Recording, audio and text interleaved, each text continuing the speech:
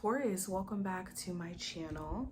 This is going to be the harsh truths you need to hear at this moment. Any information that you may be looking for to book a reading will be in my description box. I have my website listed there. If you want to see future readings, make sure that you are subscribed and you hit the notification bell. And also hit the like button. It lets the algorithm know that you want to see future readings and stuff. But let's go ahead and get into it. Okay, so what are the messages coming through for my Taurus that they need to hear? So we have detach. Okay, detach from outcomes. Detach from the need to identify with a version of yourself from your past. So this could be a version of self where maybe you were, I don't know, in a low state. Or maybe things were better in the past in your opinion. And because of that attachment to your past, this could be hindering you from experiencing joy in the present. And I don't mean in the sense of like a relationship. For some of you, that could be the case. But I mean literally like an identity from your past or a version of self that's dying off that is literally happening as we speak. And maybe that's why you could be questioning or wondering, like, what are the changes that I'm experiencing right now? What's actually happening? It's also important that you let go of things that want to be let go of. And you'll know that these are things that are trying to be let go of in your life, because the more that you try to hold on to it, the more that it just feels like it's slipping away. Now, the next card we have listen. Yes, take time to observe and to allow people to show you who they are through communication, through what they say and whether or not their actions align. And I was just saying this for another sign, a lot of ways that we can understand why, or not why, but someone's thinking pattern is their choice of words. There's a reason why we choose the words that we choose. It's because it's the best way that we feel like we can convey our thoughts. It's a poor attempt at doing it because our thoughts are so loaded and they're so intense and just full of information that we can only try our best to convey our words through, like, I don't know, 3 words or 5 words or a sentence, okay? So when you understand the context of what people are genuinely trying to say with their word choice, you can understand people's intent and other people's thought process within it. It's also important that you're listening to yourself. If your intuition is telling you like, oh, I should really go for this job, or I should really talk to this person, or I should do X, Y, and Z, maybe take it in consideration. Now, also have forgiveness. The most important thing when it comes to our healing journey is the ability to let go and let God, and to give ourselves the gift of forgiveness. It's not about giving someone else the gift of forgiveness. Forgiveness is a gift for the person that chooses to forgive, because you are free. You are free from the weight of this pain and this hurt and this guilt.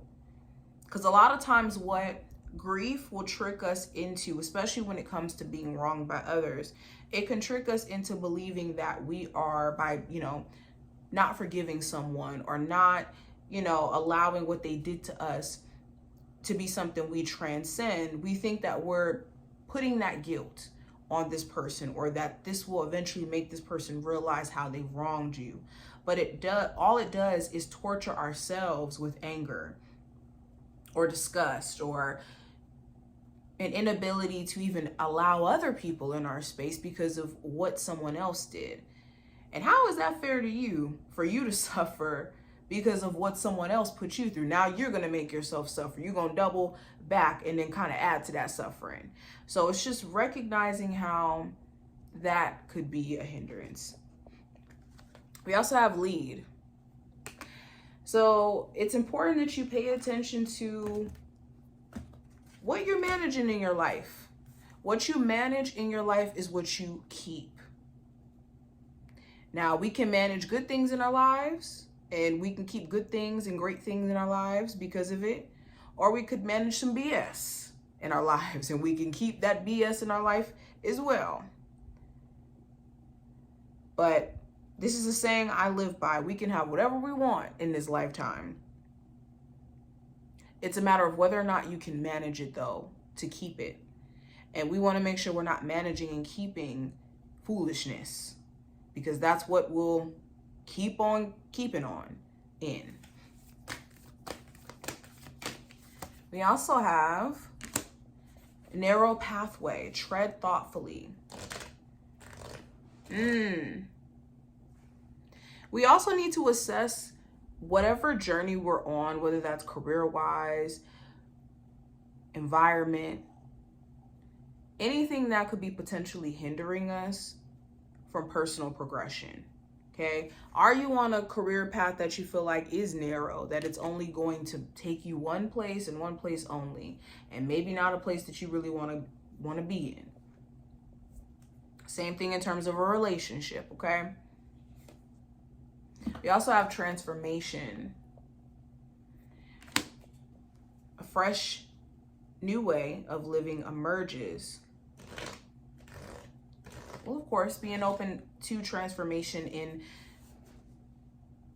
how you think and how you operate, in the company you keep, if it doesn't feel like it aligns with where you're trying to go. Okay, I see this transformation as an inner transformation. So I have great adventure. Take a risk, venture forward. Yeah, be willing to go on the ride. Be willing to go on the ride. Be willing to go literally on the adventure of exploring what could potentially be out there for you. And this only can happen if we take a risk. But I hope that this was helpful and that you did enjoy. If you do want to see my readings in the future, like I said, definitely make sure you subscribe and hit that notification bell so that you never miss a beat whenever I upload here on the channel. And I do go live too. I always forget to say this, but I go live. I take personal reading questions like pretty much every day. So if you ever want to check that out, feel free to join our lives and everything, where you can get a question literally on the spot. But thank you guys. I appreciate you so much. And I will talk to you in the next one. Bye, y'all.